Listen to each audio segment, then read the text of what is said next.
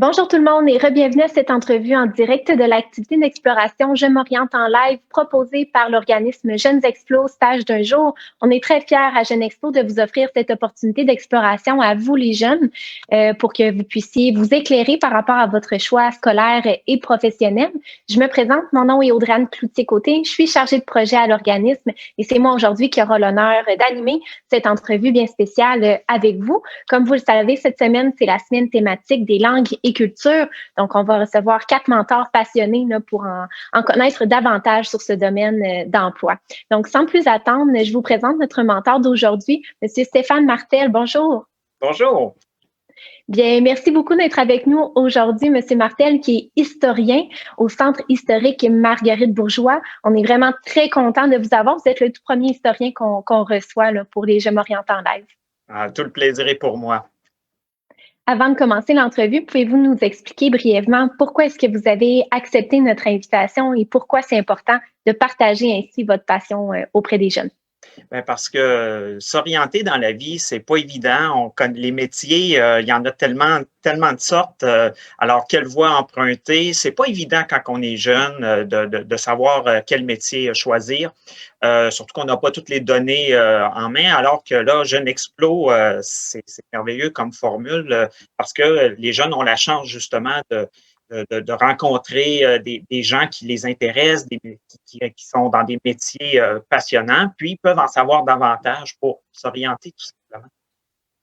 Bien, on apprécie grandement là, votre implication, puis justement, on a très hâte d'en apprendre davantage sur votre belle profession. Je tiens à mentionner pour les jeunes à l'écoute, si jamais vous avez des questions spécifiques pour notre mentor, simplement les écrire en commentaire et on tentera d'y répondre tout au long de l'entrevue.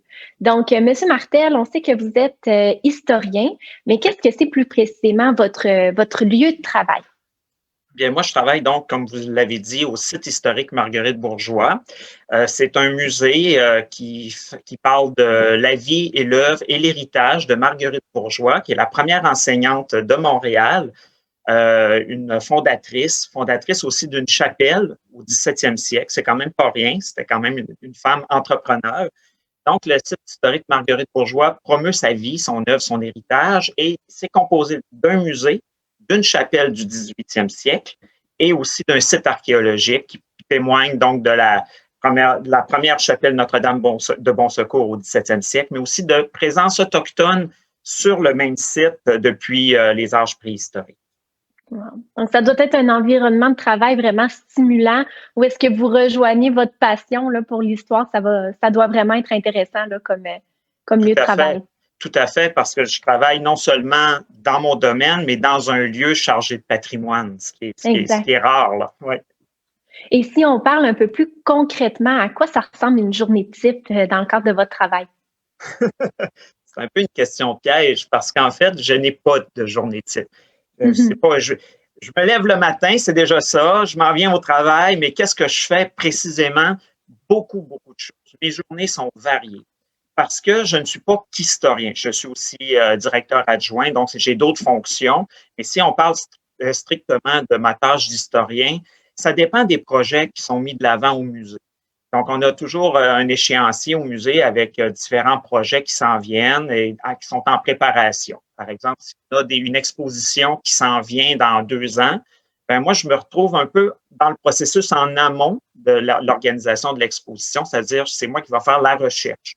Donc, moi, dans mon emploi du temps, quand que je sais que on a une exposition qui s'en vient, ben, je rentre ça dans mon échéancier, puis là, je travaille là-dessus. Je peux travailler sur de la coordination de différents projets. Comme nous, on a un site archéologique. Donc, en 2019, par exemple, on a eu des fouilles dans notre stationnement. C'est moi qui ai coordonné le projet. Bien, pour ça, il faut monter le projet, il faut aller chercher des sous, donc des subventions. Il faut aller en appel d'offres pour aller chercher une firme d'archéologues qui vont venir faire les fouilles. Et ensuite, lorsque c'est choisi, etc. Donc, c'est des processus, c'est long. Il y a beaucoup de projets comme ça.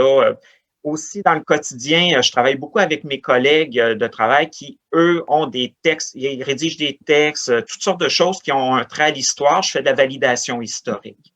Donc, encore là, je regarde leurs textes, si c'est valable au niveau historique, parce que au site historique, on a vraiment un standard de haute qualité au niveau de l'information. Et ça, c'est important. Donc, tout ce qui sort au niveau d'information historique, donc du musée, bien, c'est validé, c'est vérifié. Donc, c'est ça. Donc, le travail peut être très varié. Je peux travailler au bureau, mais je peux aussi travailler dans des centres d'archives parce que je fais de la recherche aussi dans les archives ou en bibliothèque. Donc, je me promène. Des fois, je peux me ramasser à Québec, Trois-Rivières, dans d'autres villes pour faire de la recherche. Donc, c'est assez diversifié, là, comme vous dites, les tâches au quotidien. Puis, il y a un aspect que je trouve particulièrement intéressant là, quand vous dites justement qu'il y a des nouvelles expositions qui s'en viennent, il faut préparer la chose. Ça prend combien de temps environ, ce temps de préparation-là, avant qu'une exposition soit prête pour le public? Ça dépend de quel type d'exposition qu'on parle. D'abord, le sujet, parce qu'il y a des sujets qui ne demandent pas beaucoup de recherche, tandis que d'autres demandent des recherches très, très, très complètes et des fois, on part de rien. Des fois, c'est des sujets innovants qui n'ont pas été touchés du tout, donc ça peut être très long. Puis aussi, des expositions, il y a différents types d'expos. Il y a des expos temporaires, puis il y a des expositions permanentes. Nous, on a une exposition permanente qui, elle, c'est l'ensemble des salles de notre musée qui présente cette expo-là. Donc, on vient de la renouveler. C'est un projet qui a duré au moins 5-6 ans, facilement. Quand même. Oui, de l'étape de la réflexion à vraiment l'ouverture, là, c'est au moins 5-6 ans facilement. C'est sûr qu'à un moment donné, les étapes s'accélèrent, vers la fin surtout, là. Mais comme les expositions temporaires, habituellement, on se donne un bon 2 ans. Et puis, justement, est-ce que ça arrive quand même régulièrement qu'il y ait des expositions comme ça qui bougent? Parce que je pense qu'il y a un certain partage là, d'un musée à l'autre. Des fois, il y a des expositions, justement, qui voyagent et qui changent de musée. Est-ce que ça peut être aussi votre cas? Bien, dans notre cas, oui, on commence à recevoir parfois des expositions qu'on appelle itinérantes, effectivement. Et là, je ne peux pas trop en parler encore parce que ce n'est pas encore dans les cartons tout à fait. Puis, j'ai pas encore des autorisations parce que c'est un projet qui s'en vient, mais dans notre prochaine exposition qui devrait ouvrir dans à peu près 1 an et demi, on voudrait qu'elle soit itinérante. Donc, qu'elle va pouvoir se promener partout au Québec. Si on parle maintenant des outils matériels que vous utilisez au quotidien là, pour faciliter votre travail, je pense que vous avez avec vous là, un petit quelque chose à nous montrer à la caméra. Je vous laisse aller avec ça. Oui, d'abord, mes yeux. C'est déjà un outil important parce que ça prend des bons yeux.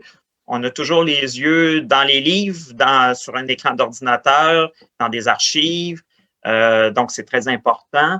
Mais je plaisante un peu, mais c'est vrai quand même. Mais il y a aussi l'ordinateur, qui est un outil qui est quotidien. Maintenant, on ne s'en sort pas. L'ordinateur est précieux pour l'historien. Mais il y a aussi, en fait, c'est par exemple les archives. On ne le voit pas très bien, mais bon, c'est le type de document que moi, dans mon métier, je peux tout lire. Donc là, on a un notarié ici, là, du 17e siècle. C'est une copie, bien sûr. Donc, ce sont donc des outils, les archives, les artefacts archéologiques, les objets du mobilier, là, des collections des musées. Ça aussi, c'est des matériaux importants pour mon métier. Même la chapelle, où est-ce que je travaille, la chapelle est aussi un outil, c'est-à-dire parce qu'elle a une architecture et son architecture a une histoire. Donc, pour moi, ça, c'est du matériel pour faire de l'histoire, produire des connaissances et des savoirs. Donc, ça va dépendre du projet sur lequel on travaille. C'est là qu'on va pouvoir adapter le matériel et les outils en conséquence, finalement. Tout à fait, tout à fait. Exactement. Parce que si moi, je travaille sur le 17e siècle, par exemple, on a eu un projet au site historique il y a plusieurs années. Le projet, c'était de reconstituer le quartier Bon Secours, qui donc qui environne la chapelle. Donc, reconstituer ce quartier-là en 1708. Donc là, moi, mes matériaux principaux, c'était des archives, des actes notariés, j'en ai lu une centaine, des documents terriers, des papiers seigneuriaux, de façon à pouvoir dessiner une carte, puis être capable de mettre les différentes propriétés, les maisons dans le quartier pour une date bien précise. Donc ça, c'est un projet bien particulier, mais Il y a de la recherche qui ne demande que de la recherche en bibliothèque, par exemple. Je n'ai pas besoin d'aller nécessairement dans des archives. Est-ce qu'on pourrait dire que la lecture, c'est vraiment important, ça occupe une grande place là, dans votre quotidien? Oh oui, la lecture, ça fait partie, je dirais, de 80% du temps de travail, là. C'est de la lecture d'archives, de la lecture de livres, c'est lire des courriels parce qu'on reçoit des courriels quand on coordonne des projets. Donc, on est constamment sollicité en lecture.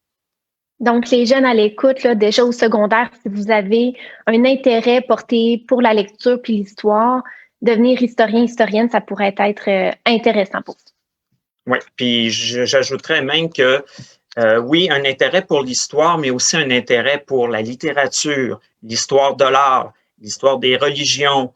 Vraiment, là, avoir une ouverture d'esprit sur plusieurs thèmes, parce que l'histoire, c'est recréer, en fait, l'histoire, c'est ça, c'est de recréer des sociétés passées, mais dans leurs différentes facettes. Donc, c'est pas nécessairement d'avoir un intérêt seulement pour une époque spécifique ou un personnage historique spécifique, c'est d'avoir quand même une certaine ouverture puis une curiosité pour l'ensemble. Oui, exactement, exactement. Si on parle maintenant de la formation qui est requise pour exercer votre travail, qu'est-ce que ça prend? C'est sûr que ça prend du courage, ça prend de la patience. Ça prend un bon esprit analytique parce que d'abord, c'est des études universitaires. On se doit de faire au moins un baccalauréat et ça, c'est 3 années d'études. Et ensuite, on va à la maîtrise. La maîtrise, donc, qu'est-ce qu'on fait à la maîtrise? C'est qu'on a encore des cours, mais aussi, on doit produire un mémoire dans lequel on a un sujet bien particulier qu'on veut traiter. Et puis, donc, on rédige un mémoire. Puis ça, là, on devient comme un maître en histoire. C'est notre titre. Moi, j'ai une maîtrise en histoire. Si on veut aller plus loin, il y a le doctorat. Comme moi, j'ai commencé à faire un doctorat, il n'est pas terminé. Mais bon, c'est pour aller encore plus loin. Donc là, c'est vraiment étudier un sujet qui est absolument pas du tout traité par personne à travers le monde, là. C'est vraiment un sujet très pointu en histoire. Donc, ça, c'est du travail. Et après, si on veut encore aller plus loin, c'est possible, on peut même faire un post-doctorat. Donc, c'est encore là, c'est une recherche encore très pointue et qui prolonge encore les études doctorales. Donc, c'est quand même des études de longue durée. Les jeunes qui terminent leur secondaire font leur demande d'admission au collégial. Oui. J'imagine donc en sciences humaines, c'est possible d'aller chercher des cours à option justement là, en profil histoire et langue culture.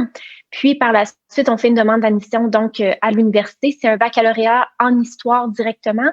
Oui, c'est ça. Ça dépend des programmes universitaires. Il y en a que c'est des combos aussi. Moi, je sais qu'à l'époque, en 98, il y avait une université, elle offrait un majeur en histoire et à laquelle on accolait une mineure en anthropologie.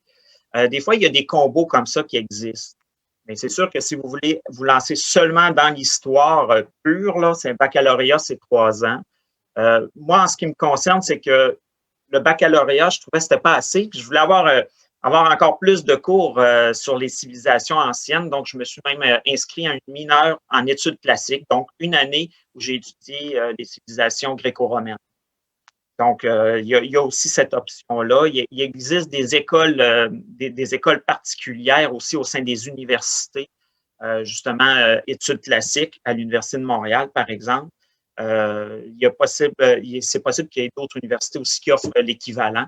Donc, ça, c'est pour ceux qui veulent vraiment se spécialiser dans une civilisation en particulier. Mm-hmm. Ouais. Il y a une question qui revient souvent aussi de la part des jeunes, c'est si on fait un baccalauréat en histoire, est-ce possible d'enseigner l'histoire dans les classes de secondaire ou c'est pas la même formation qui mène pas aux mêmes possibilités d'emploi? En fait, c'est pas la même formation. C'est possible, mais va falloir ajouter absolument un certificat en pédagogie ou en tout cas des études plus longues par après en pédagogie pour pouvoir enseigner l'histoire. C'est sûr que ceux qui s'en vont en enseignement de l'histoire au secondaire, il existe un programme pour ça, ils vont se retrouver assis avec ceux qui sont en baccalauréat en histoire dans les mêmes classes. Donc, ils vont avoir quand même des cours d'histoire. Donc, vous avez l'option, c'est soit faire enseignement de l'histoire au secondaire ou aller en bac, faire votre 3 ans, puis ajouter une 4e année ou 5 années, tout dépendant, là, en éducation, en pédagogie. C'est comme ça que ça fonctionne actuellement au Québec là, pour l'enseignement de l'histoire. Donc, j'espère que ça peut vous éclairer à la maison. C'est souvent une question qui revient à ce propos-là. Sinon, si on parle d'une question un peu plus personnelle, dans votre cas, M. Martel, elle est venue d'où, ça, cette étincelle-là pour l'histoire puis le domaine? Comment est-ce que vous avez su que c'était ça que vous vouliez faire plus tard, être historien? En fait, ça s'est pas manifesté d'un coup. Parce qu'en fait, moi, depuis l'âge de 5 ans, moi, je voulais être paléontologue. Donc, moi, c'était vraiment le domaine des sciences. Moi, je m'intéressais beaucoup aux fossiles.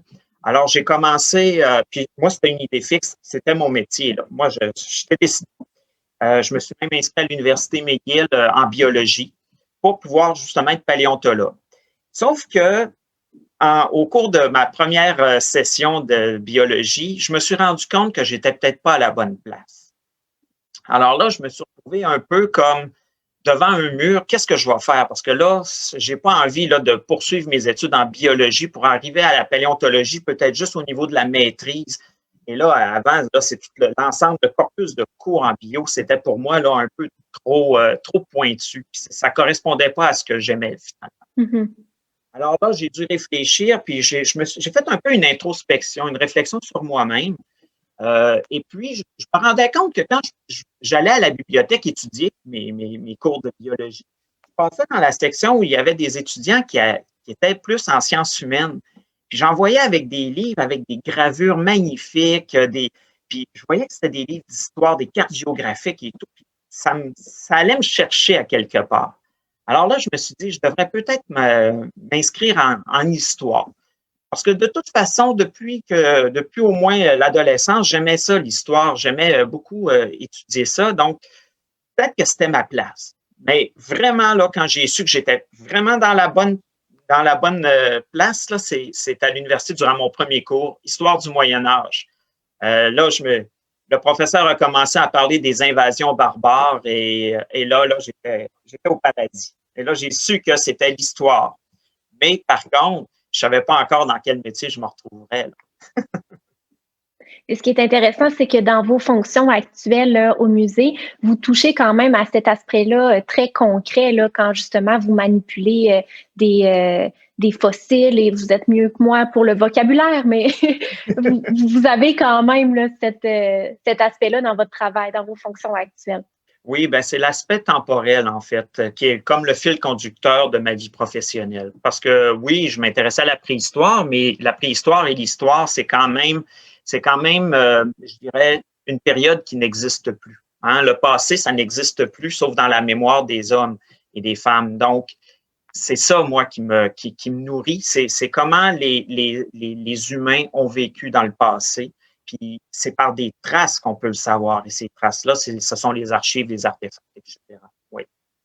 Donc, c'est très concret, là. Et j'ai une question aussi par rapport à la collaboration là, entre vous puis les autres collègues de votre équipe. Avec quel professionnel est-ce que vous pouvez travailler comme ça dans un musée pour monter un projet, une exposition? Bien, d'abord, moi, je travaille avec une responsable des expositions et des collections. Donc, ça, c'est la personne qui va coordonner le projet d'exposition. C'est la chargée de projet. C'est elle qui va dire, bon, Stéphane, j'ai besoin que tu nous fasses une recherche sur tel sujet.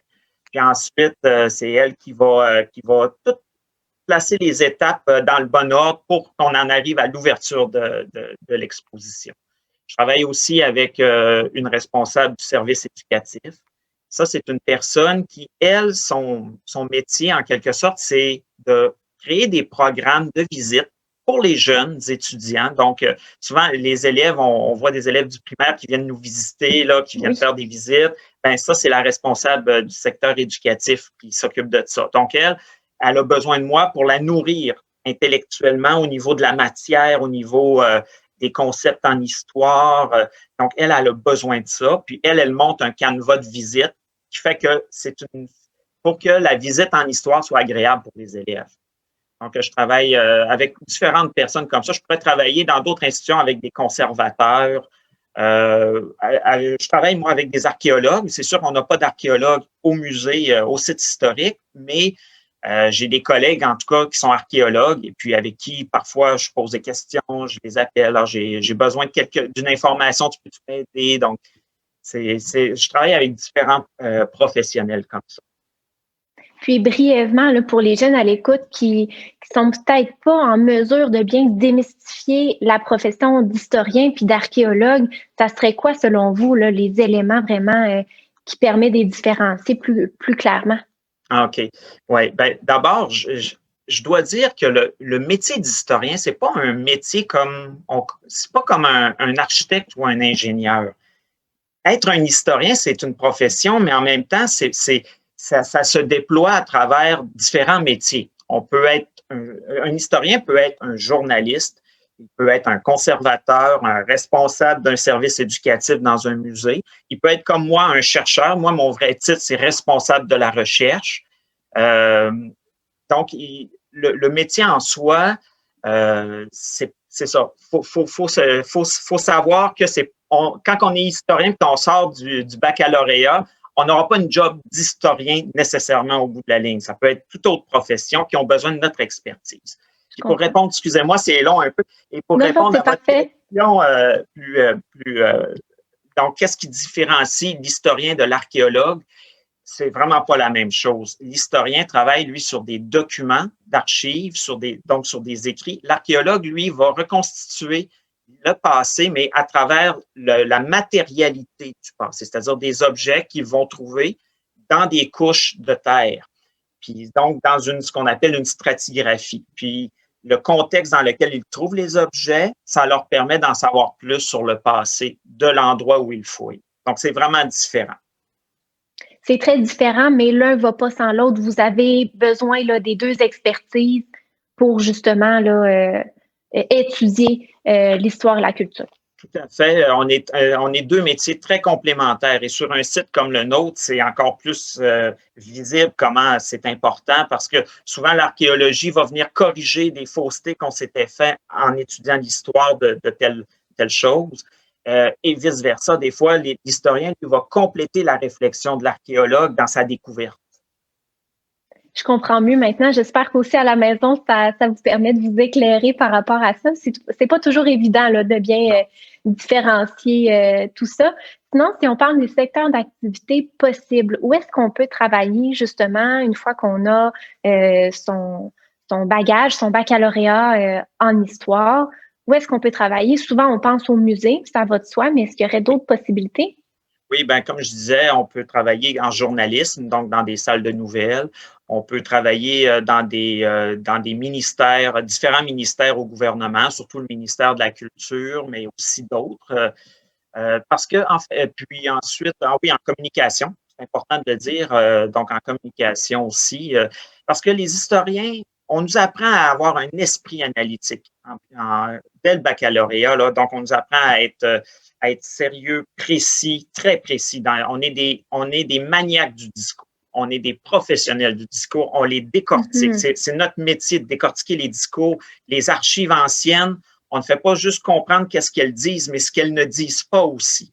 Donc, ça, c'est une expertise qui est très appréciée dans différents secteurs de la société.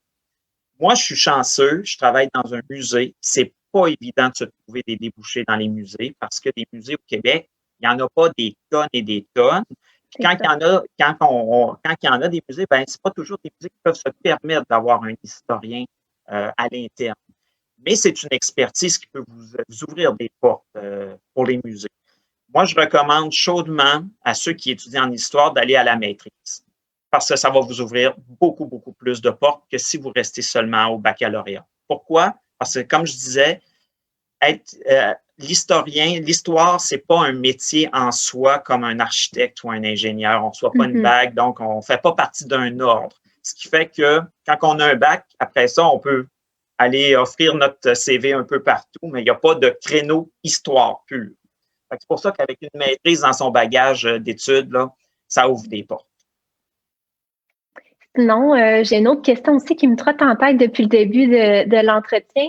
Pour devenir, en fait, pour être un bon historien, une bonne historienne, Est-ce que c'est nécessaire d'avoir beaucoup voyagé ou c'est un mythe? C'est une très bonne question. C'est pas nécessaire d'avoir beaucoup voyagé. Moi, j'ai des collègues qui ont énormément voyagé. Moi, j'ai peu voyagé à travers le monde, mais j'ai beaucoup visité le Québec. Tout va dépendre je pense que tout dépend de ton domaine d'expertise. Comme moi, je suis un historien de la Nouvelle-France et de la France d'Ancien Régime, donc du 15e au 18e siècle. Ça, c'est mon domaine d'expertise. Puis c'est la France, c'est l'Amérique française. Donc, moi, si j'ai visité la France, si j'ai visité le Québec, l'Amérique un peu, c'est correct. C'est sûr que plus on visite, puis plus on ouvre notre esprit, notre curiosité est toujours exacerbée, puis ça nous donne des opportunités aussi de voyager. Donc, moi, j'encourage beaucoup ceux qui peuvent se permettre de voyager, parce que ça coûte cher quand même voyager, mais ceux qui peuvent se le permettre, faites-le. Puis ça prend aussi, pour être un bon historien, ça prend aussi quand même des habiletés en langue étrangère. C'est sûr que ça dépend aussi du sujet, du thème ou l'époque que vous étudiez. Comme moi, c'est sûr, c'est le français, l'anglais, bien entendu. Mais si vous êtes intéressé par l'histoire romaine, il faut absolument, mais absolument que vous appreniez l'allemand. Parce que l'allemand, c'est vraiment la langue par excellence pour l'étude des langues des civilisations anciennes. C'est surtout les Allemands au 19e siècle qui ont mis les meilleurs outils de travail pour les civilisations gréco-romaines. Donc, l'allemand, on n'a pas le choix. Si vous êtes intéressé encore là en histoire romaine et grec, le latin ancien, c'est nécessaire. Donc, il faut avoir une ouverture pour les langues aussi. Il faut se montrer curieux, puis justement pousser plus loin nos apprentissages. Mais justement, cette connaissance-là de ces langues, est-ce qu'on les apprend directement au baccalauréat ou il faut vraiment aller chercher une formation à l'externe, plus volontaire, là?